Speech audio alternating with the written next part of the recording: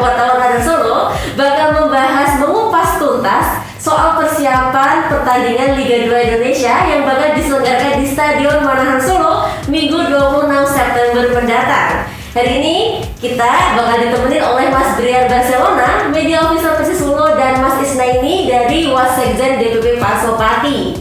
Kita di sini bakal ngobrol-ngobrol soal persiapan Persis Solo, gimana kesiapannya, kematangannya, dan semua hal tentang sepak bola dan Persis Solo sebagai highlightnya. Dan saya nggak sendirian, saya ditemani oleh rekan saya Mas Niko Auglandi, wartawan olahraga Radar Solo. Langsung aja biar nggak kelamaan. Halo Mas Brian. Halo. Mas Brian atau Mas Brian sih saya mau? Brian aja boleh. Mas Brian. Halo Mas Brian nih. Gimana nih Mas apa kabarnya? Alhamdulillah baik. Terima kasih banyak loh Mas sudah meluangkan waktunya untuk ngobrol ke Radar Solo. Iya. Belum pernah kan sebelumnya? Belum. Pernah. Ini pertama kali ya berarti ya. Mungkin bisa langsung aja nih Mas Niko, kan mungkin yang sering di lapangan ketemu sama Mas Niko ya, liputannya ya. Iya, betul. Gimana Mas? Kita bakalan bahas soal persiapan nih ya Mas ya. Gimana Mas? Mas Brian dulu nih. Bagian gimana persiapannya Persis Solo menghadapi pertandingan Liga 2 besok hari Minggu. Ya. Ya, kalau dari kami persiapan tim ya. Kalau tim kan sebetulnya udah dikondisikan untuk siap bertanding sejak beberapa bulan yang lalu ya. Karena kan kita sudah ada beberapa jadwal, kayak kemarin tuh kita sebetulnya dijadwalkan buat kick off Piala Wali Kota, kemudian jadwal Liga 2 kan sebetulnya juga udah bulan-bulan sebelumnya. Jadi sebetulnya kalau ditanya kesiapan tim sudah ada dalam kondisi siap tanding.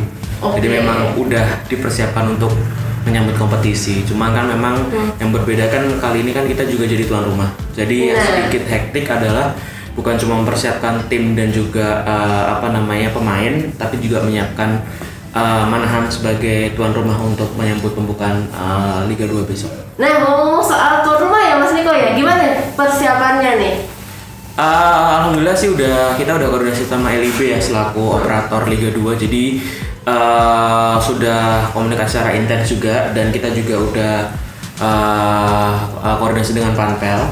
Jadi memang insya Allah tinggal jalan aja, karena memang semua persiapan kan udah, ketika kita mencalonkan sebagai tuan rumah kan kita udah harus siap dengan segala persiapannya kan, baik dari infrastruktur, finansial, kemudian komunikasi antar lini kan juga harus siapkan. Jadi memang kondisinya untuk Solo sebagai tuan rumah insya Allah udah siap untuk segera menggelar kompetisi Liga 2. Istilahnya udah ready banget nih. Iya, karena kan sebetulnya Solo juga udah berpengalaman untuk menggelar hajatan sepak bola. Betul, ya. Kita kan pernah betul. Piala Menpora, terus kemarin Piala Wali Kota juga H-1 sebetulnya udah siap digelar, cuman karena satu dan lain hal akhirnya nggak jadi digelar kan. Jadi intinya sih kalau dari Panpel dan juga teman-teman dari Persis sudah siap, baik dari tim dan baik secara tuan rumah ya, untuk menyiapkan persiapan besok. Sebenarnya nggak jauh beda sama pertandingan sebelumnya ya Mas ya sebenarnya. Iya.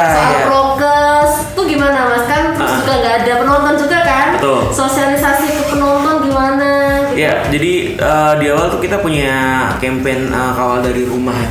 Jadi kawal dari rumah tuh mengkhususkan buat teman-teman supporter ataupun siapapun yang mendukung Persis Solo untuk memfokuskan supaya tidak menggelar nobar, tidak datang ke stadion. Jadi memang fokusnya hanya untuk nonton di rumah, karena insya Allah nanti juga akan disiarkan di televisi kan. Jadi itu himbauan kita kepada teman-teman. Yang kedua, dari pelaksanaan memang karena kan kemarin ada catatan ya bahwa penyelenggaraan kompetisi bisa berlangsung, cuman dengan catatan semua harus melewati prokes dan juga harus lewat serangkaian tes. Jadi memang dari semua orang yang masuk ke stadion itu pasti akan dites. Kemudian jumlah orang yang ada di stadion juga akan kita batasi. Iya, dan pemain juga sebelum bertanding juga akan melewati serangkaian tes, ofisial juga, manajemen juga. Jadi memang insya Allah orang yang datang ke sana tuh benar-benar yang sudah dalam kondisi melewati serangkaian tes yang sudah ditetapkan. Udah lolos screening gitu ya Mas. Ya. Ada tamu ini nggak khusus nggak nanti? Nah, kemungkinan besar sih mungkin Ketum ya, Pak Ketum mungkin insya Allah akan hadir. Karena kan memang seperti pembukaan Liga 1 kan Pak Ketum juga hadir ya. Mungkin untuk pembukaan Liga 2 nanti Pak Ketum juga akan hadir, dan mungkin ada beberapa perwakilan dari Solo kan sebagai tuan rumah, yang mungkin ada perwakilan dari Pemkot juga. Ada seremonial ya nanti? Nah, betul. Sebetulnya gini, kalau seremonial kan sekarang saya sih ngelihat nggak ada urgensinya kita untuk membuat seremonial ya, karena kan toh penonton juga di rumah, kemudian ketika seremonial kan perlu menyiapkan banyak persiapan dari orang, dan itu juga akhirnya nyedot kota juga untuk orang yang di stadion kan. Jadi sebetulnya kalaupun ada seremonial paling cuman sederhana sekali untuk menyatakan bahwa liganya udah dibuka. Jadi bukan yang bayangan orang kan ketika seremonial kompetisi kan meriah. Iya, ada kolosal gitu ya. Tapi mungkin akan sangat sederhana. Iya. Karena situasinya pandemi juga ya nggak memungkinkan untuk itu. Dan kalau saya ngeliat sih urgensinya lebih ke yang penting kompetisi jalan, bukan tentang kehebohan ininya. Kalau Mas Isna ini nih merespon tadi kan kawal dari rumah, tidak boleh nonton di stadion. Udah 2 tahun ya supporter masih selalu nggak nonton di tribun langsung, tuh sekangen apa sih rasanya? Ya kalau kangennya kangen banget sih Mas, dan ya kita sebagai supporter juga ada aturan yang harus kita taati juga, karena ini dari pemerintah kan menerapkan PPKM, tidak boleh berkerumun seperti yang Mas Brian tadi sampaikan juga, tidak boleh nonton bareng. Jadi kita juga ikut mensosialisasikan ke teman-teman, dukung dari rumah. Tetapi kita punya cara-cara tersendiri untuk mendukung. Salah satu kemarin program itu satu rumah satu bendera. Gimana tuh nanti teknisnya, bisa diceritain di sini? Sudah terpasang dari kemarin. Jadi satu rumah itu mendirikan satu bendera Mas, Mbak. Jadi kemudian ada beberapa titik-titik jalan-jalan di Solo Raya terutama ya. Solo Raya itu sudah berkibar bendera Persis. Kemudian kemarin sebelum Piala Wali Kota ya Mas ya, kita juga sudah berencana untuk memasang bendera itu kurang lebih 100 sampai 200 bendera. Sudah ada, tapi belum terpasang karena ada aturan PKM, kita juga hindari kerumunan juga. Jadi tertahan sampai hari ini pun kita belum terpasang. Tapi insya Allah nanti kita juga akan target, karena kick off-nya infonya itu tanggal 26. Kita komunikasi lagi mungkin dengan pihak terkait diizinkan atau tidak. Karena kan pasti supporter seneng Mbak. Jadi kalau pasang bendera, jenenge cuman pasang bendera aja ya Mas. Pasang bendera bangga sekali. Dan selain itu kita juga kemarin komunikasi dengan Mas Brian juga selaku manajemen, minta izin kalau diizinkan nanti. Jadi kita titip bendera ya untuk dipasang di tribun-tribun. Jadi untuk memotivasi teman-teman, bukan teman-teman ya, para pemain lah, para pemain bahwa kita tuh ada meskipun tidak ada di stadion. Jadi ada, tetap support. Betul. Meskipun fisiknya nggak ada, tapi diwakilkan oleh dukungan dari bendera-bendera itu tadi ya. Terus sosialisasinya ke supporter untuk tetap taati aturan, untuk tetap kawal dari rumah dan bener-bener nggak ngadain nonbar. Kan mungkin ada nih yang kayak udahlah sembunyi-sembunyi aja kita nonbar bareng-bareng yuk, kayak gitu gimana nih? Ya kita dari DPP memang dari awal itu sudah mensosialisasikan ke teman-teman. Jadi lewat sosial media, lewat istilahnya itu poster-poster. Jadi kita tetap berusaha. Terkait hasil nanti seperti apa, ada 1-2 orang itu kan manusiawi Mbak. Kalau 100% kita itu kan juga mengawasi satu titik kan nggak mungkin juga. Mending kita sudah berusaha semaksimal mungkin. Ada mungkin 1-2 yang nonton bareng sambil ngopi kan, itu kita nggak bisa masuk. Kita harus juga dari Solo Raya kita ngecek satu-satu nggak mungkin. Penting kita sosialisasikan teman-teman, kita berusaha semaksimal mungkin. Kita dukung program pemerintah, karena liga ini sudah berjalan, itu kita sudah seneng banget. Kemarin ada info Liga 1 berjalan, kita pasti sebentar lagi Liga 2, dan akhirnya Liga 2 berjalan insya Allah tanggal 26 besok. Jadi senangnya luar biasa Mbak, teman-teman. Ditunggu-tunggu ini. Jadi sudah mulai ramai di sosial media Mas Brian. Seperti penantian lama itu ya? Iya, luar biasa maksudnya. Baik. Balik lagi Mas Brian nih. Mas Brian, soal pembagian grup C di Liga 2. Seperti apa memandang peta pertandingannya? Kalau saya ngelihatnya ada beberapa tim yang memang punya rivalitas tersendiri dengan Persis ya, kayak PSIM.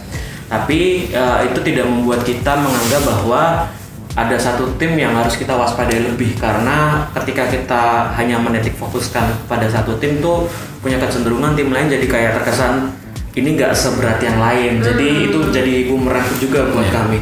Jadi kami menganggap bahwa semua tim itu sama beratnya, sama punya potensi untuk merepotkan juga. Apalagi mereka pasti punya motivasi tersendiri bermain di kandang lawan, kemudian melawan Persis yang sejak dari awal sering digaungkan sebagai tim yang akan berpotensi juara dan sebagainya. Padahal kan liga belum berjalan tapi sudah dikasih predikat seperti itu. Padahal itu kan sebetulnya akan menjadi motivasi tersendiri untuk lawan untuk membuktikan bahwa kita juga tidak kalah dengan Persis, dan motivasi itu yang harus kita waspadai sebagai tim ya.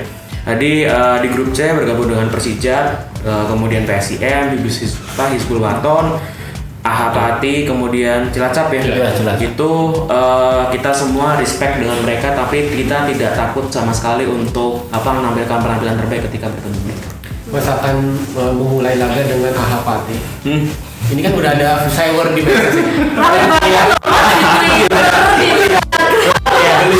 Seninya Jawa Tengah seperti itu. Iya, kayaknya cakep banget, kesentul gitu loh. Gimana? Ya itu gimana ngelihatnya? Berarti udah ada animo untuk.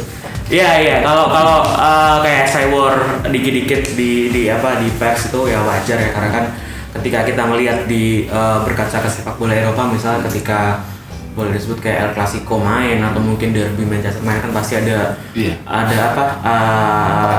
komentar yang di sosial media atau mungkin di pers yang emang intensinya untuk membuat lawannya rasa kayak mentalnya keserang gitu. Tapi saya berharap sih sampai di situ aja, tidak kemudian berdampak kepada sesuatu yang lebih dari itu gitu. Jangan sampai ada konfrontasi ke tim juga, jangan sampai ada konfrontasi ke pemain dan sebagainya, karena memang kita yang membuktikan bahwa Persis membuktikan kita bisa menang di lapangan hijau dengan perjuangan kita sendiri gitu.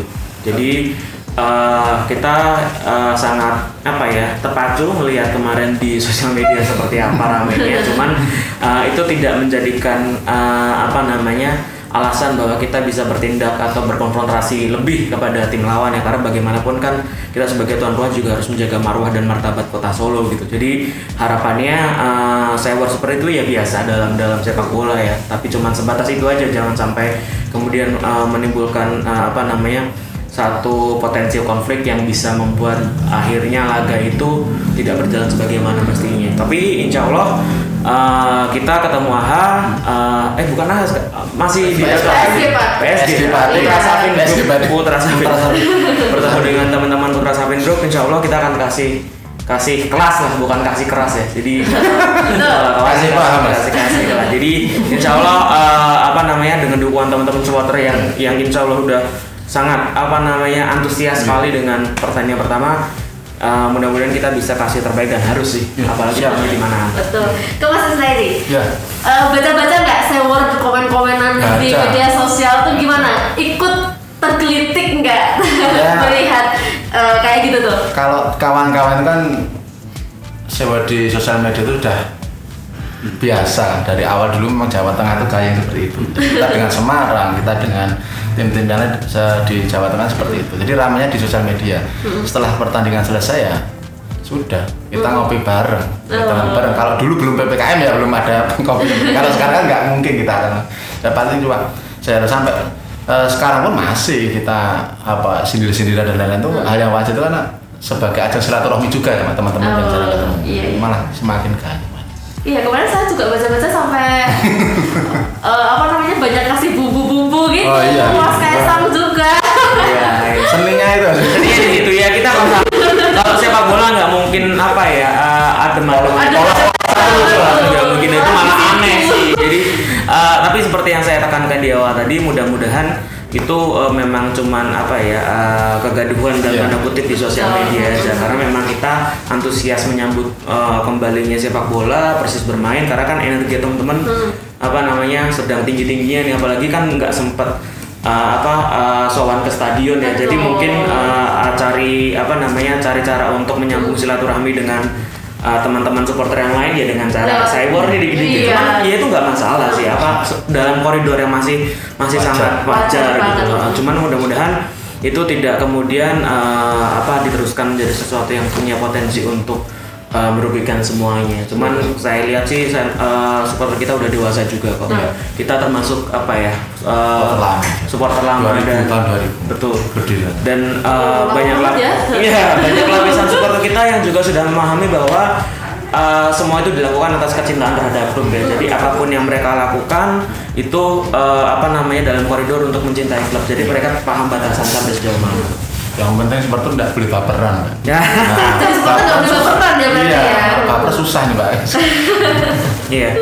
Oke, pasti kamu nanti akan tanya ini. Ini kan nanti pertengahan Oktober akan ada derby. Dua. Ya kan rapat terakhir kita kan menang 2 kali. Iya. Ada target untuk bisa 3 kali berturut-turut. 4 kali loh. Nah, itu dari Kalau target pasti menang ya Mas ya, karena sekali lagi saya tekankan kalau bisa sih malah kita pengen sapu bersih di grup C ya. Ya. Jadi kita pengen kerja keras untuk membuktikan bahwa tudingan bahwa Persis ini adalah klub yang akan juara, kemudian klub bintang itu kita buktikan di atas lapangan itu. Jadi bertemu PSIM pasti akan memiliki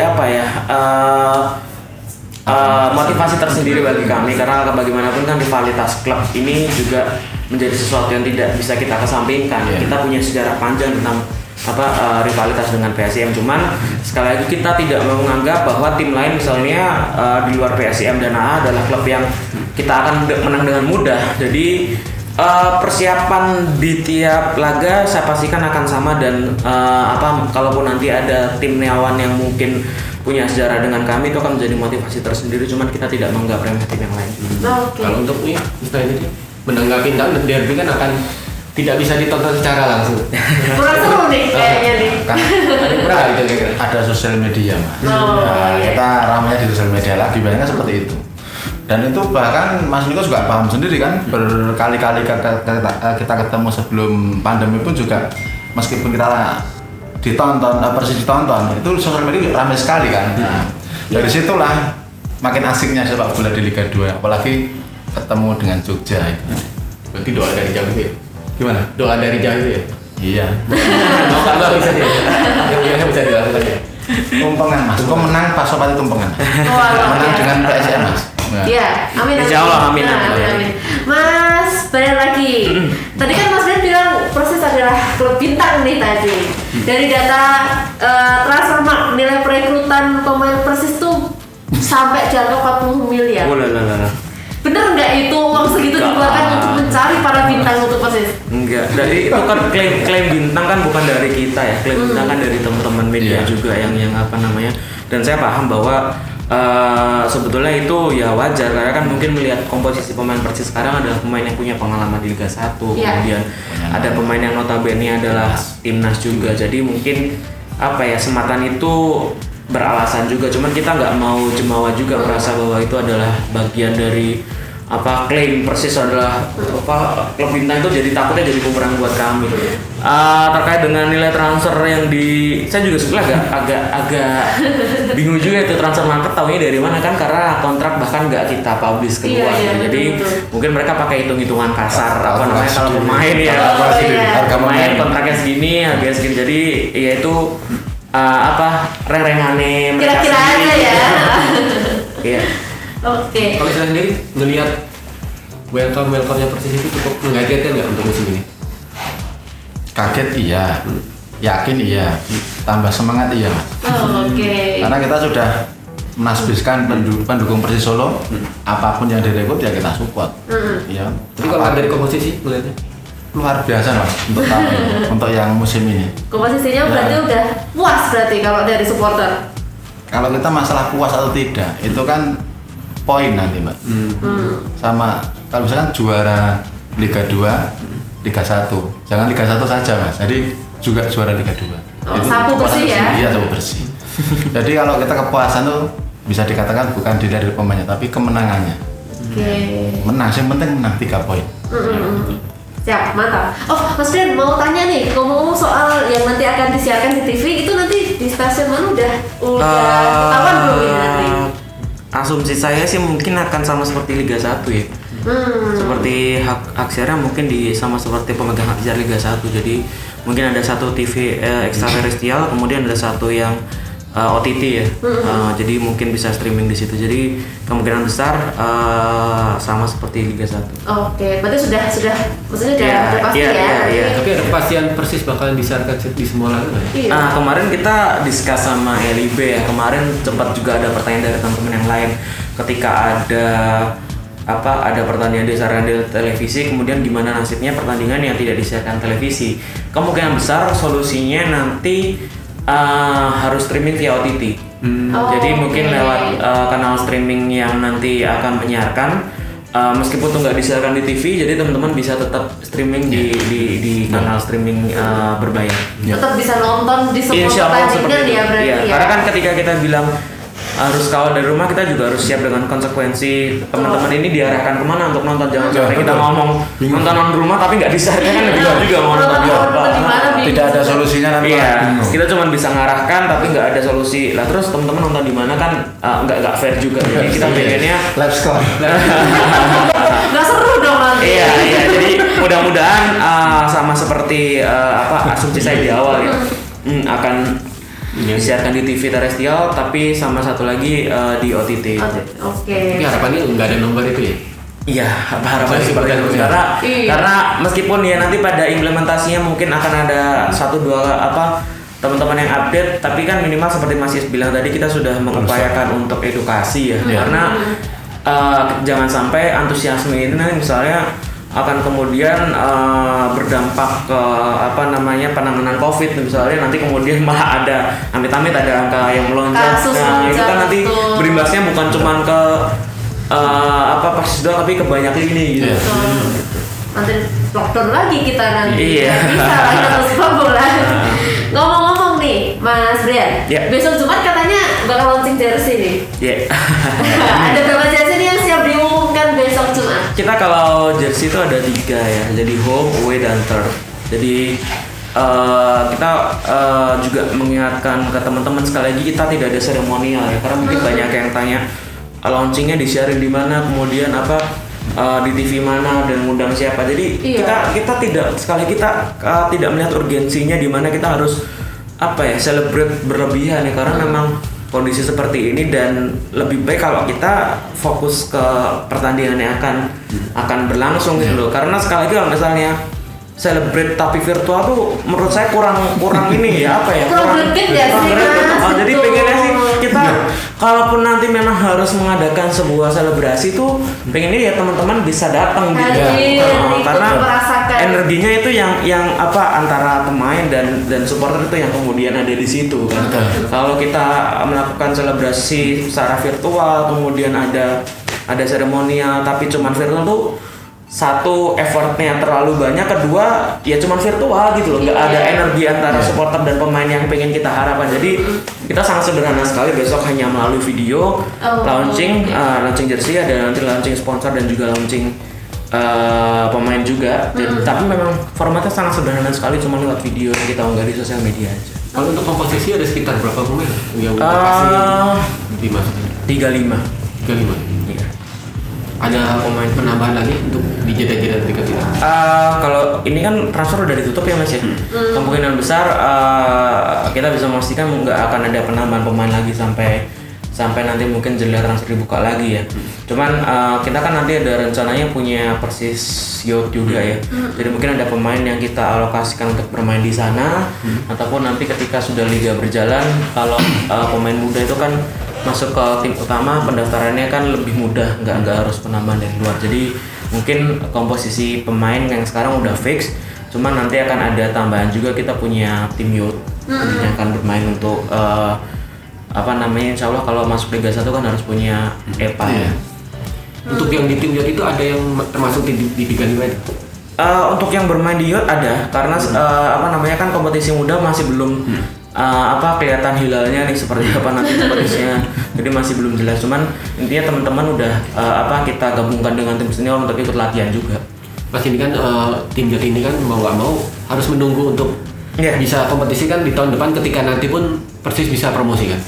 Dalam satu musim ini adakah wacana untuk meminjamkan pemain ini ke klub? Kalau meminjamkan bisa jadi iya Mas, cuman kita tidak melihat arahnya ke situ, karena sekali lagi kita menyiapkan tim ini untuk menjadi proyeksi Persis di kemudian hari sih. Jadi pengennya tim youth ini nanti misalnya nanti tidak ada kompetisi sekalipun, kita kan pernah memunculkan wacana untuk menggelar kompetisi lokal ya, yang teman-teman klub internal bisa ikut bertanding gitu. Jadi nggak menutup kemungkinan misalnya nanti teman-teman Persis Youth ini yang akan disertakan misalnya dalam kompetisi lokal kalau nanti sudah memungkinkan untuk berlangsung gitu. Cuman kita memproyeksikan tim ini benar-benar untuk pilar Persis di kemudian hari sih pengennya. Jadi pembinaannya dari usia muda. Ini kan di belakang pemain-pemain yang datang ini ada beberapa agen besar yang datang. Ya. Adakah wacana beberapa pemain ini akan dikirim ke luar negeri? Iya. Kan kita pernah ada wacana untuk mengirimkan beberapa pemain kita ke Oxford ya, karena memang kebetulan owner kita juga bekerja sama dengan Oxford untuk pembinaan juga ya. Jadi entah itu dalam tahun depan atau tahun depannya lagi, tapi intinya kita sedang menjajaki kemungkinan untuk mengirim pemain kita untuk belajar di sana gitu. Jadi ketika nanti kembali ke Persis sudah dalam kondisi sudah pernah punya pengalaman bermain di luar negeri. Kita punya ilmu ya. Kalau rencana berapa pemain atau ada gelombang yang belum? Kalau berapa pemainnya kita masih belum bisa memastikan karena sekali lagi untuk tahun ini prioritas utama kita memang ke tim utama dulu. Cuman sambil memfokuskan ke tim utama hal-hal di ekosistem Persis lainnya tetap kita jalankan, termasuk kita bikin pembinaan usia muda, kemudian kita juga bikin fasilitas dan juga penunjang klub itu juga kita usahakan. Cuman prioritas sekali lagi kita tetap untuk pembangunan untuk pembentukan tim utama dulu menuju ke Liga 1. Berarti musim ini cuma buat latihan-latihan aja gitu ya Mas ya? Kurang lebih mungkin akan seperti itu, cuman kita nggak tahu ya nanti kalau Liga sudah berjalan kan kalender untuk jadwal kompetisi muda atau mungkin kita bisa bikin kompetisi internal kan kita masih belum tahu nih. Jadi untuk sejauh ini masih difokuskan untuk latihan dulu. Iya, latihan dulu nanti kompetisinya lihat perkembangan. Iya, betul. Pasti kan ada belasan pemain Persis Youth itu yang dipanggil timnas untuk TC Piala Dunia. Nah itu tanggapannya gimana? Ya itu makanya kita kan pengennya pilarnya Persis kemudian hari itu nanti kita dari penggawa muda kita ya, bukan yang kita selalu melulu beli dari pemain yang sudah jadi gitu. Jadi kita ingin membentuk pemain yang memang dari usia muda, pembinaan step by step kemudian bisa merangkak ke tim senior. Jadi dipanggilnya pemain youth kita ke timnas itu sebetulnya bukan sesuatu yang mengejutkan juga buat kami ya, karena memang ketika kita merancang kerangka tim youth ini memang kita sudah mencari talenta-talenta yang memang punya potensi untuk menjadi pilar timnas, pilar Persis di kemudian hari. Jadi itu bukan sesuatu yang mengejutkan buat kami ketika kita sudah banyak dipanggil. Mudah-mudahan itu akan menular ke teman-teman Persis yang lain gitu. Dan saya akan sangat lebih senang lagi kalau misalnya suatu saat ternyata pemain-pemain itu juga berasal dari kota Solo yang punya rasa mewakili daerahnya itu menjadi lebih tinggi, karena kan bagaimanapun seorang pemain ketika mewakili identitas kotanya sendiri kan punya motivasi yang beda. Lebih sense of belonging-nya lebih tinggi. Iya, rasa kepemilikannya lebih dibandingkan kalau ketika bermain di klub lain gitu. Mas balik lagi ke jersey, tadi aku mau nanya soal jersey malah sampai ke youth. Konsep jersey yang bakal di-launching besok tuh kayak gimana sih Mas? Kasih bocorannya dong. Kita tuh ingin mewakili semangat kejayaan Persis di era lampau. Jadi kita tidak meninggalkan sejarah, cuman kita ingin membuat sejarah baru dengan cara kita respect dengan apa yang pernah Persis lakukan di masa lampau, dan itu nanti kita terjemahkan dalam konsep salah satu jersey kita. Dan kita juga akan membawa identitas kota Solo di dalam salah satu jersey kita. Desainnya mungkin akan ada simbol-simbol kota Solo atau apa gitu? Ya identitasnya gitu lah. Ikon batik yang selalu menempel itu akan ada nggak? Ada lah, nanti coba dilihat aja. Karena kan kita ada 3 jersey nih. Jadi nanti setiap jersey ada filosofinya juga. Nah, filosofinya intinya apa nih filosofi dari jersey yang? Intinya kita ingin membuat sejarah baru dengan cara menghormati sejarah Persis yang dulu ya. Jadi kita menerjemahkan pencapaian-pencapaian Persis di era lampau, baik itu dari filosofi di masa itu, kemudian simbol-simbolisnya. Jadi secara simbolik akan kita terjemahkan dalam bentuk desain, diterapkan di jersey yang sekarang. Untuk Mas Isna ini, gimana kalau untuk yang tadi dijelaskan soal konsep jersey barunya Persis sebagai supporter, juga merasakan nggak sih kalau pakai jersey-nya itu ada sense of belonging-nya seperti itu? Kalau itu otomatis Mas. Bahkan ketika memakai yang asli original itu juga PD-nya itu tambah. Nah, jadi ya kan maka kami harap dari pihak manajemen nanti ada beberapa versi ya. Jadi ada yang untuk supporter, untuk pemain kan kemampuan ekonomi kawan kan juga beda-beda. Jadi ya pasti ketika memakai jersey kebanggaan, entah itu era sekarang, era kemarin atau era yang awal-awal dulu, itu ada nilai histori dan nilai kebanggaan tersendiri. Meskipun ya kadang dilihat itu sudah lama sekali, tapi aku bangga dengan jersey Persis Solo. Oke. Udah punya jersey berapa nih Mas? Itu enggak kehitung ya Mbak. Enggak kehitung? Oke. Kamu berarti banyak banget berarti ya? Ya alhamdulillah, ada yang dikasih, ada yang minta ke pemain. Waktu pertandingan terakhir minta sampai dikasih sama celananya. Itu kalau enggak celananya Mas Agung kiper itu. Agung Pras kiper.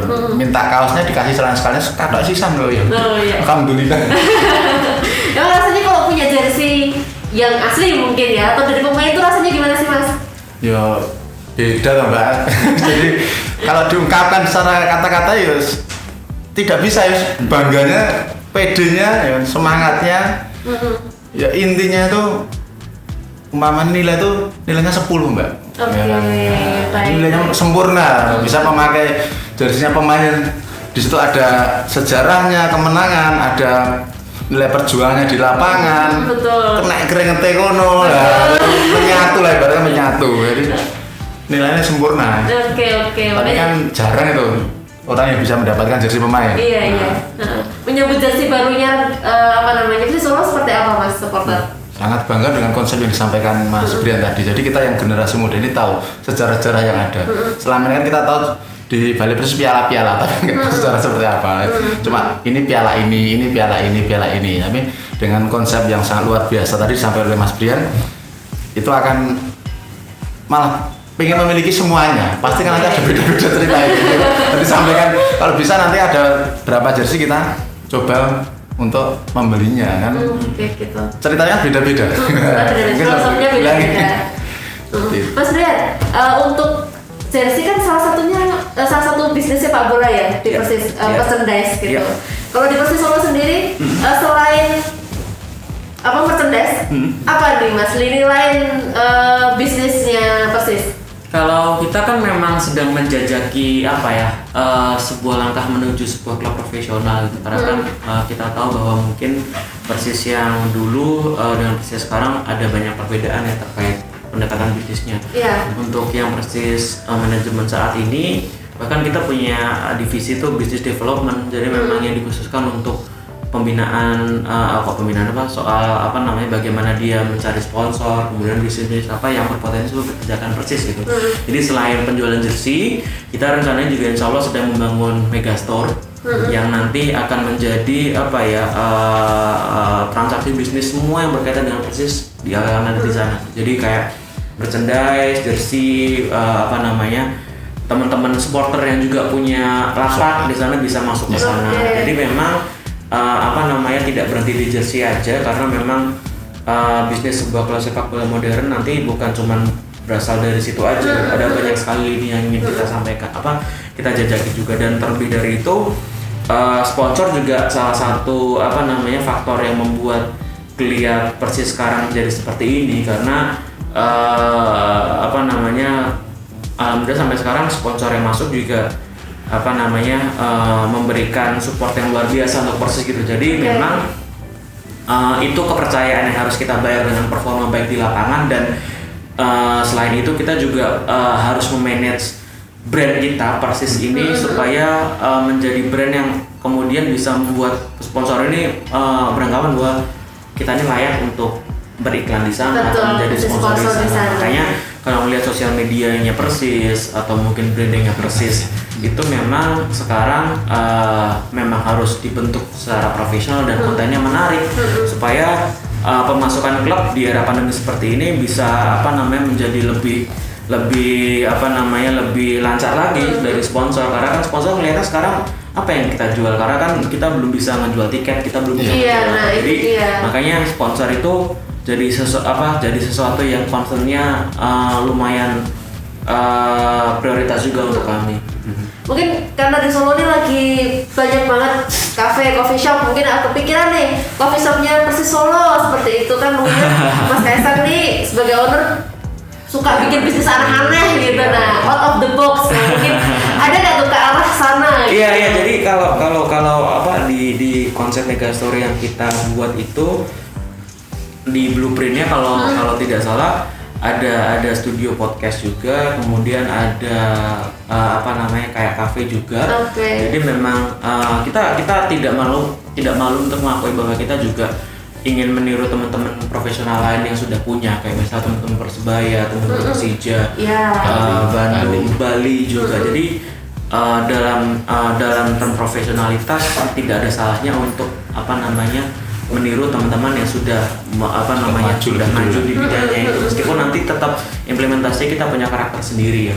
Jadi kita sama-sama bergerak menuju sepak bola yang lebih modern dan profesional, dan kita juga belajar dari teman-teman lain yang udah lebih dulu untuk melaju ke arah sana.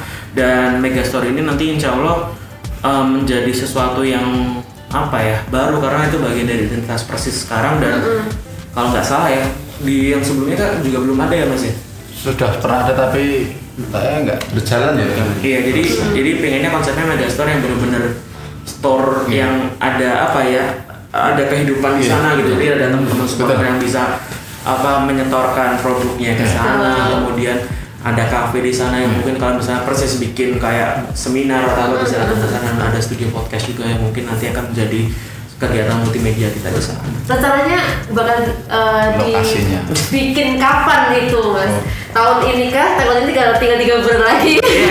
Tahun ini lokasinya mudah-mudahan tahun ini sih Mbak, karena gini, sama seperti yang udah pernah saya bilang di beberapa kesempatan ya. Jadi Persis itu mungkin kelihatan timnya yang jalan ya, cuman sebetulnya kalau di internalnya ada banyak sekali divisi di luar tim yang juga berjalan sendiri. Jadi business development itu ketika saya tim manajemen yang khusus di bagian ngurusin tim misalnya, yang ngurusin tim, cuman ada business development yang ketika tim jalan ya dia jalan sendiri. Jadi ketika kita jalan tuh dia udah produksi merchandise, sudah produksi sudah menjalin dengan komunikasi dengan vendor, terus aparel yang akan kita gandeng untuk bikin merchandise itu sudah kita gandeng. Jadi ketika tim jalan ini juga agak jalan. Jadi makanya kenapa saya bilang Megastore itu sudah berjalan, karena ya memang divisi itu sudah menjalankan tugas yang mudah-mudahan tahun ini bisa. 3 bulan terakhir ini ya, nanti ditunggu aja nih. Iya. Lokasinya kasih bocoran dikit dong Mas. Tempatnya di Solo Mbak. Di Solo ya. Gimana di supporter merespon ini, bakal meramaikan atau gimana? Kita support sekali, tadi sudah jelaskan semuanya, dari merchandise, tempat untuk nongkrong dan lain-lain. Kita malah istilahnya itu terwadai lah. Dapat wadah, betul. Kalau teman-teman seperti kami kan bukan asli Solo. Kalau ke Solo jujukan kan dia. Tujuannya di mana? Langsung ke Megastore. Jelas ada itu. Betul sekali. Jadi ada tujuan yang pasti, mau kumpul-kumpul sama teman, rapat kecil, ada DPP, di sini saja ada tempat. Sambil ngobrol-ngobrol sama, mungkin kalau beruntung ada pemain yang main. Kalau beruntung ya kan. Tidak mungkin kan pemain di situ terus. Makanya kita juga sangat support dan kita menunggu ini kapan dan lokasinya di mana. Kita yang tunggu-tunggu itu dari kemarin. Sudah disampaikan Mas Brian, tapi lokasinya di mana maksudnya? Kita tunggu-tunggu. Sebenarnya di Solo ya paling cuma di situ-situ aja kan. Saya bisa memastikan mungkin di jantung kota Solo. Tidak jauh dari mana Mas. Terus kalau selama ini Mas kan tidak ada profit dari tiket penonton ya Mas ya. Apakah sekarang itu masih mengandalkan merchandise kayak jersey seperti itu, gimana untuk income-nya? Sponsor sih Mbak. Sponsor ya. Yang dibilang tadi, sponsor memang menjadi aspek yang menjadi prioritas kita juga, karena kan ini sebuah pertaruhan buat kita juga, karena kan Persis belum bertanding, cuman sponsornya udah mulai banyak yang udah waiting list ya ceritanya. Ya intinya udah ada yang beberapa yang tertarik untuk menjadi bagian dari sponsor kita, dan kita alhamdulillah bersyukur sekali. Ada beberapa sponsor besar yang mempercayakan brandnya untuk menjadi bagian dari sponsor Persis, dan itu harus kita bayar dengan performa baik di atas lapangan juga, karena kan sekali lagi kita sangat terbantu sekali, bahkan bukan cuma terbantu, karena ketika penjualan tiket tidak ada, pemasukan lewat merchandise belum jalan, otomatis kan pemasukan dari sponsor ini menjadi apa ya? Tumpuan. Penggerak kita. Iya benar. Jadi itu yang kalau ditanya untuk selama ini bahan bakar yang Persis itu dari mana ya sponsor itu. Terus tapi kalau untuk menjual Persis itu cukup mudah nggak di mata sponsor? Dengan pemain yang sekarang gampang-gampang susah sih mas, karena gini kan Persis adalah klub besar yang punya histori, punya gelar juara dan punya basis militan supporter ya, dan itu sudah dibuktikan dari tahun-tahun yang lalu gitu. Jadi ketika ngomong supporter dan Solo adalah ya udah kita semua udah tahu seperti apa. Cuman kan masalahnya adalah track record Persis dalam beberapa tahun terakhir ini kan belum cukup meyakinkan dari segi prestasi gitu, bisa dibahas seperti itu kan. Apalagi mungkin ada persepsi tertentu dari manajemen terdahulu tentang bagaimana cara bisnis itu berjalan gitu. Jadi sekarang dengan manajemen yang baru di bawah kepemimpinan Pak Erick Thohir, kemudian Mas Kaisang dan juga Mas Kevin, kebetulan masing-masing ini selain sebagai seorang pemilik klub, mereka juga seorang bisnismen. Nah itu yang kita pelajari dari mereka. Jadi mereka sudah punya jaring bisnis yang ketika kita masuk kita tinggal mempresentasikan kira-kira proyeknya Persis ini dalam beberapa tahun ke depan itu seperti apa. Dan bukan perjuangan yang mudah juga untuk dapat sponsor yang akan tersemat di jersey Persis kita musim ini, karena notabene itu adalah perusahaan besar yang levelnya bukan cuma nasional tapi internasional. Jadi mungkin kita banyak belajar juga dari Mas Kevin, Mas Kaisang dan juga Pak Erick tentang bagaimana menjalin relasi dengan sponsor ya. Cuman kalau dibilang gampang atau nggak menjual Persis ke brand, ya itu gampang susah. Gampangnya karena mungkin ada tokoh-tokoh profesional yang udah di bidang celahnya. Susahnya ya mungkin karena kita ngelihat kondisi pandemi seperti ini, dan mungkin track record Persis di prestasi sendiri dalam beberapa tahun terakhir mungkin kurang bisa meyakinkan sponsor bahwa musim ini mereka bisa bangkit gitu. Cuman makanya kita pembuktian sekali di tahun ini untuk sponsor dan juga untuk supporter. Berarti benar-benar jadi ajang pembuktian banget. Iya. Sponsor. Kita pengen membayar kepercayaan juga. Kalau mungkin ini pertanyaan untuk berdua nih, Mas Dian sama Mas Isnani. Tahun 2023 kan Persis tuh usianya udah 1 abad. Nah, kira-kira tuh ada, kalau misalnya dari Mas Dian nih, goalnya, tujuannya dari perjalanan Persis di saat ini tuh kira-kira harapannya udah di fase apa? Kalau untuk Mas Isnani mungkin ya sebagai supporter udah 1 abad, ini udah lama banget. Harapannya untuk Persis Solo seperti apa? Dari Mas Dian. Mas Dian apa Mas Isnani dulu? Mas Dian dulu. Kalau kami supporter ya tetap target kita seperti kemarin-kemarin di usia itu Liga 1 lah. Kan paling tinggi kasta tertinggi Liga 1. Dan itu sebagai hadiah juga buat kita supporter. Dan kita nanti seandainya Liga 1 kan juga akan memberikan sesuatu istilah acara seremonial nanti untuk memperingati ulang tahun Persis ke 100 dan mungkin nanti syukuran juga. Bismillah Liga 1 ya Mas ya. Amin. Bismillah nih Pak, Bismillah. Karena kita sampai yang itu terakhir di Jabar itu sampai ke sana akhirnya pulang lagi tuh di perempat final ya kemarin. Perempat final kita pulang lagi di Bekasi. Ini kan Patriot ya. Iya, pulang lagi. Hujan-hujan sampai sana pulang lagi ya. Ini harapan kita besar pada tim yang sekarang ini yang kita bilang tadi, yang Mas Dian tadi bilang juga pemainnya labelnya ada yang timnas, ada yang namanya sudah Indonesia itu sudah tahu semua, tapi itu tadi Liga 1 harusnya. Ini dari supporter ya, harapannya di ulang tahun ke 100 ini nanti setidaknya udah di fase Liga 1 kan? Nah, Mas Dian nih, merespon harapan yang cukup berat kayaknya ini udah di pundak ini udah kayaknya harapannya gede banget, seperti apa? Ya mudah-mudahan kita bisa memenuhi ekspektasi teman-teman supporter ya, karena gimana pun kan untuk sebuah klub yang punya histori panjang di sepak bola nasional 100 tahun itu harus sudah berada di kasta tertinggi, dan itu menurut saya memang sebuah keharusan gitu. Bahkan kalau bisa disegerakan ya, tahun ini kita bisa naik, kemudian menjelang 100 tahun mungkin siapa tahu bukan cuma sekedar naik tapi memang sudah menjadi klub yang kompetitif di Liga 1, bahkan mudah-mudahan bisa sampai juara. Cuman yang lebih penting dari itu, kita pengen Persis menjadi klub yang profesional, karena ketika kita bisa profesional itu berarti prestasi akan mengikuti kok.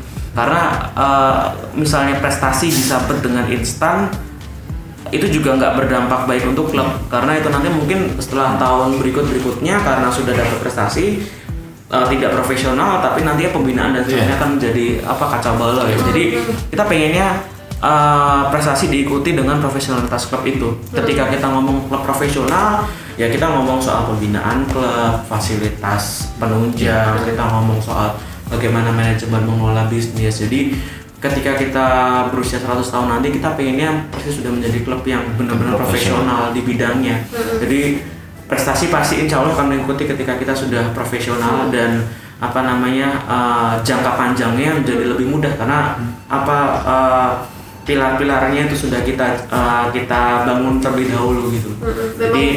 Jadi 100 tahun kita pengennya menjadi klub yang benar-benar profesional di berbagai lini. Dan saat ini udah mulai upaya-upaya itu ya Mas ya? Iya, mudah-mudahan. Bisa dikatakan udah profesional ini. Iya. Karena 100 tahun juga bukan usia yang muda, udah 1 abad ini udah harus ada pencapaian ya Mas ya? Betul. Oke, tadi katanya di Instagram ada yang bertanya tadi, mungkin bisa dibacain ada pertanyaan apa di sana? Baik, di pertanyaan pertama ada apa dibacain? Untuk siapa tuh? untuk regulasi pemain musim ini seperti apa? Oke, Mas Dia berarti yang jawab. Ya, kalau regulasi pemain musim ini tidak ada batasan tertentu soal usia, kemudian paling jumlah ya. Kalau seingat saya kemarin kan 35. Kemudian regulasi pemain kan sempat ada kekhawatiran pemain usia 35 bisa masuk di klub atau enggak, karena kemarin ada pembatasan, kalau nggak salah ada 3 ya. Sementara pemain Persis kan udah ada 5 yang umur di atas 35. Cuman kemarin LIB itu sudah ngasih regulasi bahwa yang penting pemain profesional dan itu pemain berkebangsaan Indonesia. Jadi tidak ada batasan soal umurnya, usianya berapa dan jumlahnya berapa yang ada tim. Selama itu dia pemain profesional dan berkebangsaan Indonesia, dia bisa bermain di Liga 2. Oke, ada lagi mungkin? Pertanyaan kedua, untuk kasus tunggakan gaji pemain musim lalu bagaimana? Waduh, ini siapa yang berhak menjawab ini Mas Niko? Mas Dia. Jadi sebetulnya kan kalau dilihat dari rilisnya APPI kemarin ya, itu kan sebetulnya yang disebutkan itu ada 5 tim. Persis Solo tidak disebutkan di situ, hanya disebutkan 18 pemain itu belum mendapatkan gaji dari manajemen ya. Nah, itu kan jadi ada 5 tim itu Persis tidak disebutkan di situ. Jadi NDRC itu tidak memberikan surat resmi kepada kami bahwa kami harus masih bermasalah terkait soal gaji itu. Jadi di APPI itu tidak disebutkan bahwa Persis adalah salah satu klub yang disebutkan NDRC untuk membayar kewajiban itu, karena ada salinan kontrak, ada detail teknis yang belum dipenuhi juga oleh teman-teman pemain. Tapi kita punya goodwill, kita punya kemauan untuk menyelesaikan itu dengan cara berkomunikasi dengan manajemen lama, karena gimana pun kan tetap itu adalah kewajiban yang tidak bisa kita abaikan gitu. Itu sesuatu yang menjadi haknya teman-teman juga. Cuma sekali lagi kan itu perlu prosedural ya. Kita tidak bisa kemudian melangkahi ada batasan-batasan mana yang kemudian kita harus tabrak, itu kan nggak bisa. Cuman kita punya goodwill untuk menyelesaikan itu dengan cara berkomunikasi dengan manajemen lama, yang manajemen lama mengklaim itu sebetulnya sudah dalam proses penyelesaian ya. Cuman kalau kita berkembali lagi ke regulasi kan di NDRC itu kan dari 5 klub itu Persis Solo tidak termasuk. Cuman pemain menyurati lewat APPI bahwa ada 18 pemain yang belum menerima gaji. Cuman dari NDRC ya, pihak yang berhak untuk memutuskan statusnya klub itu bermasalah atau tidak, kita tidak termasuk di situ. Ada kesulitan nggak dalam komunikasi dengan manajemen lama itu? Iya. Ada. saya ngomongnya memang ada ya, maksudnya kita nggak nutupin juga bahwa sebenarnya gini, teman-teman pemain itu kan kita intens komunikasi sebenarnya. Jadi kita sedang sebelum ramai di sosial media tuh kita sempat ada mediasi juga dengan teman-teman. Jadi sebetulnya teman-teman tuh kayak curhat lah, ngutur rasa bahwa akhirnya datang ke manajemen sekarang karena tidak ada respon dari manajemen terdahulu ketika mereka menanyakan kewajiban mereka gitu. Jadi akhirnya karena mereka tahu tim sekarang dipegang sama manajemen yang baru, akhirnya mereka dapat manajemen baru untuk mohon bantuan untuk bisa menyambungkan dengan manajemen lama, karena memang di klausul kontraknya itu memang ada kesepakatan bahwa semua tunggakan hutang itu memang menjadi tanggung jawabnya teman-teman manajemen yang lama. Cuman kita memang punya punya etikat untuk menyelesaikan itu ya. Jadi memang butuh proses, cuman kita berjanji bahwa itu akan menjadi sesuatu yang diselesaikan oleh Persis. Ada pertanyaan lagi? Pertanyaan terakhir ini, kenapa pemainnya banyak banget? Kenapa pemainnya? Banyak banget. Banyak banget kok. Gimana sih jawabnya Mas Dian? Kenapa pemainnya banyak banget ini? Sebetulnya gini, kalau pemain kan kemarin 40 ya yang kita punya, cuman kan kemudian kita pinjamkan, terus mungkin yang belum banyak teman-teman tahu tuh kita akan punya program ya tadi Persis Youth itu. Jadi nggak semua pemain yang sekarang itu akan bermain di skuad utama, tapi ada teman-teman yang bermain di skuad muda juga, dan beberapa pemain yang bukan usia muda sudah kita pinjamkan juga. Kenapa kemudian pertanyaannya kenapa pemainnya banyak ya? Karena gini, kompetisi itu cuma berjalan 3 bulan, September sampai Desember. Sementara dalam satu putaran itu 15 pertandingan itu berlangsung dengan jarak yang sangat singkat sekali. 1 bulan itu 15 pertandingan. Jadi kita bisa bayangkan pace-nya seperti apa, kemudian padatnya seperti apa, dan sangat berpotensi pemain cedera. Dengan jadwal yang padat, dengan kondisi fisik yang selalu di tempat tiap hari kan atau seperti itu. Dan pemain kita, kedalaman squad kita menjadi lebih mumpuni karena pemain kita di satu posisi itu sudah punya backup yang sama baiknya gitu loh Mas. Jadi ketika ada satu pemain yang mudah-mudahan enggak tapi terkena cedera misalnya, kita sudah punya pemain yang siap untuk bermain di posisi yang sama. Dan yang kedua, di era pandemi seperti ini ya, kita kan nggak bisa menghindari kemungkinan bahwa kita juga bisa terjangkit, akan terpapar juga gitu. Dan ketika terpapar itu konsekuensinya sangat berat sekali. Iya, harus isolasi mandiri 2 minggu itu ya. Let's say isolasi mandiri cuma 14 hari nih. Cuman ketika sebuah orang pemain kembali ke top performanya bisa 1-2 bulan. Betul. Karena dia udah nggak absen latihan 2 bulan, 2 minggu. Kemudian kondisi fisiknya sudah tidak seperti sebelum dia terkena COVID. Jadi kalau ada satu pemain yang terkena atau terpapar COVID aja itu tuh bisa sampai 2 bulan balik ke top performnya. Jadi makanya kenapa pemain kita sebetulnya nggak banyak juga sih, ya mungkin terlihat banyak karena ada penumpukan pemain di beberapa lini. Itu menurut saya sesuatu yang wajar, karena satu, tidak bermain di senior semua, ada yang dipinjamkan. Kedua, dengan jadwal padat dan juga nanti ada risiko terpapar itu. Jadi kita jaga-jaga punya kedalaman squad yang mumpuni. Dan terakhir, nanti kan ada banyak jadwal liga timnas kan Mas. Ada SEA Games, kemudian ada U18 juga yang main.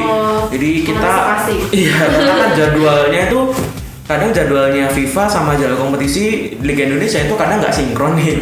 Jadi kadang mau nggak mau kan klub juga tidak bisa menolak kalau ada pemain yang ingin dipanggil ke timnas dan bermain di sana. Let's say kalau ada yang dipanggil 1-2 pemain pilar kita, ya kita kan nggak bisa menolak nih. Jadi ya udah, kita udah punya backup plan-nya gitu. Oke. Cukup ya pertanyaan dari Instagram, atau ada supporter mau tanya? Masih ada satu lagi ternyata ini.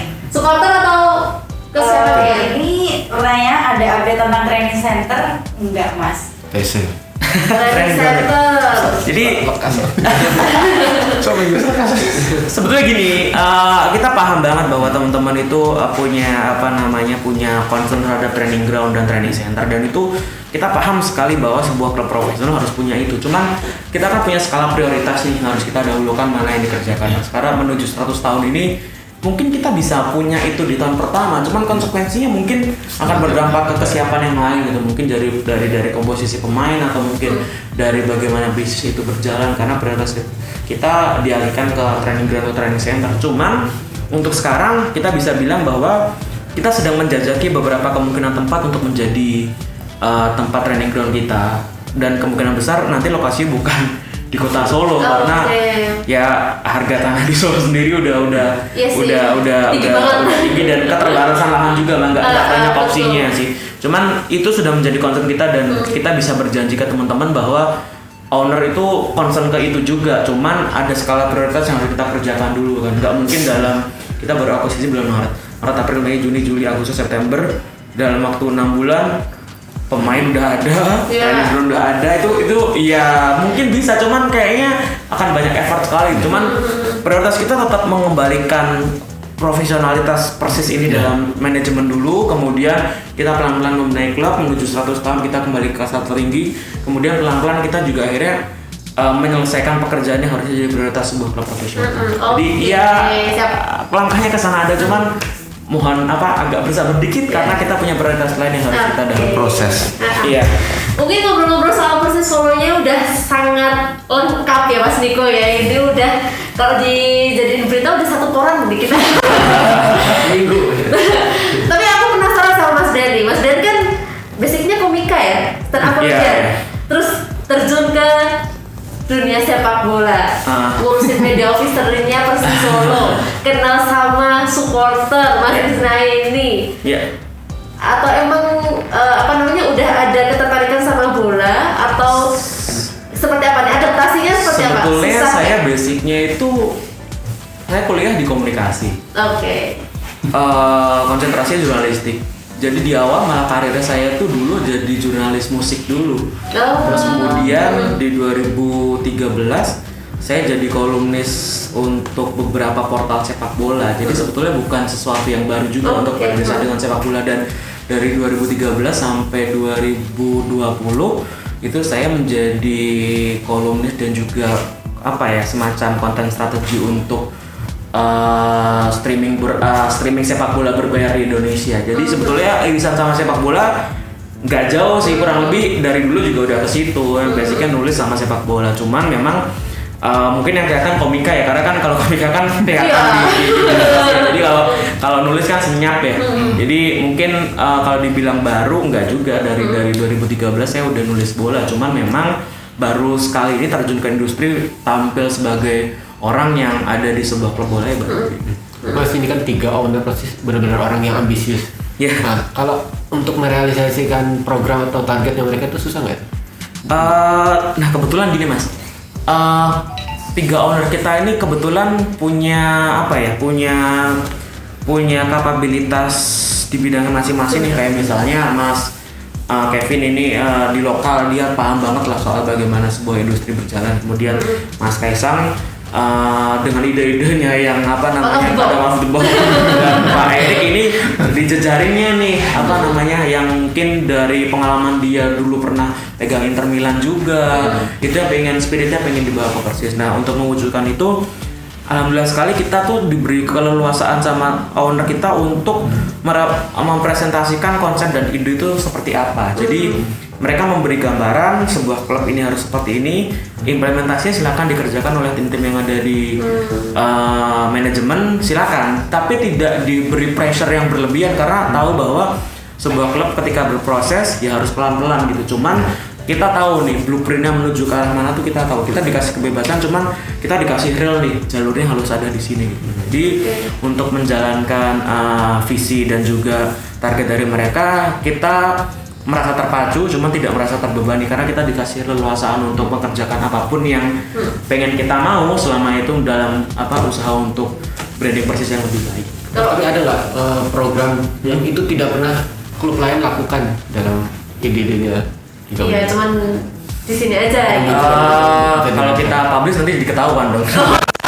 Tidak ada itu berarti. Ada karena gini. Sekali lagi saya paham betul bahwa industri sepak bola itu kan di Indonesia sedang growing ya. Mungkin secara prestasi di level timnas mungkin kita kalah sama negara ASEAN lain ya. Cuman dari segi industri bola sendiri kita tidak pernah kehilangan girahnya gitu, karena dari dulu ya kita tuh emang antusias sama sepak bola gitu banget gitu, dan itu memang menjadi sesuatu yang menjadi modal berharga untuk sebuah klub ya. Cuman gini, kita percaya banget bahwa orang-orang yang berkompeten di sepak bola di klub manapun tuh pasti ada. Cuman nggak semua punya hak seperti di Persis untuk bisa berekspresi sebebas kita gitu kan. Jadi saya yakin teman-teman di Bandung, teman-teman di Jakarta, dimanapun tuh pasti orang-orang yang capable di bidang itu pasti ada. Cuman kan batasannya selalu dari permission dari owner nih. Mau bikin ini boleh nggak, mau ngerjain ini boleh nggak. Nah kebetulan di Persis ekosistemnya tidak seperti itu. Kita sangat dikasih ruang untuk berekspresi, sangat dikasih ruang untuk ayo mau bikin apa silakan selama koridornya profesional dan dalam branding Persis menjadi lebih baik.